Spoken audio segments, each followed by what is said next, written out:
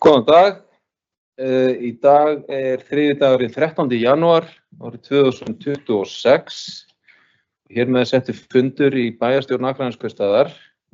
Þetta er fundur bæjarstjórnar númer 1425 og fundinn sitja eftirtaldir bæjarfulltrúar.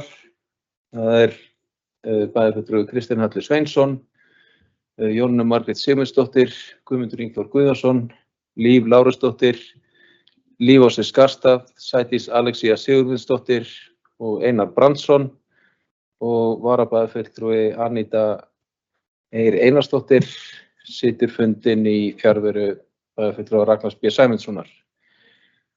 Og að sjálfsögðu sá sem hér talar, Valgarður L. Jónsson, gegni embætti forseta bæjarstjórnar. Einnig sitja fundinn þau Haraldur Benediktsson, bæjarstjóri, Steinar Dagur Adolfsson, sviðsstjóri stjórnsýslu og fjármálasviðs, Harpa Sólbjört Másdóttir, upplýsingastjóri og Steinar Adolfsson sér að rita fundargerð.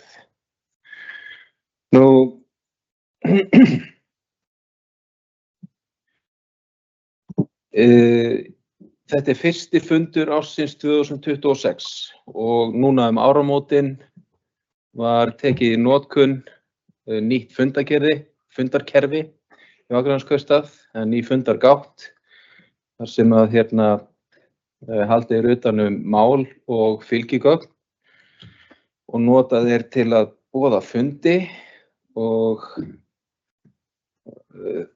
eins og verða vill að þá þetta tekur smá tíma að koma sér inn í nýtt kerfi og koma því í svona fulla virkni og við boðun þessa fundar að þá náðist ekki að koma fundarboði og öllum fundargögnum til bæjarfulltrúa innan tilskilins boðunarfrests. En samkvæmt bæjarmálasamþykkt Akraneskaupstaðar eða samþykktu stjórn og fundarsköp Akraneskaupstaðar að þá ber að boða fund með 2 sólarhringa fyrirvara. Því miður náðist það ekki fyrir þennan fund, þannig að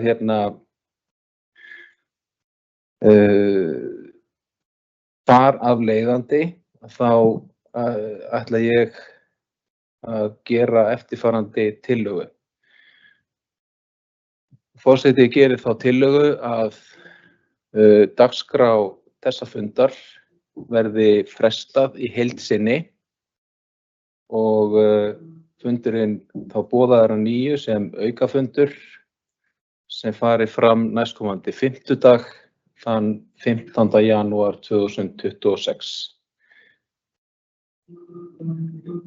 Er einhver sem vilja tjá sig þessa tillögu forseta? Og biður þá sem samþykkja tillöguna að gjöra svo rétt hönd. Hún er samþykkt einróma og þar með verður ekki gengið til dagskrár á þessum fundi. Dagskránni frestað í heild sinni til aukafundar á 15. janúar næstkomandi og fleira ekki gert hér á þessum fundi.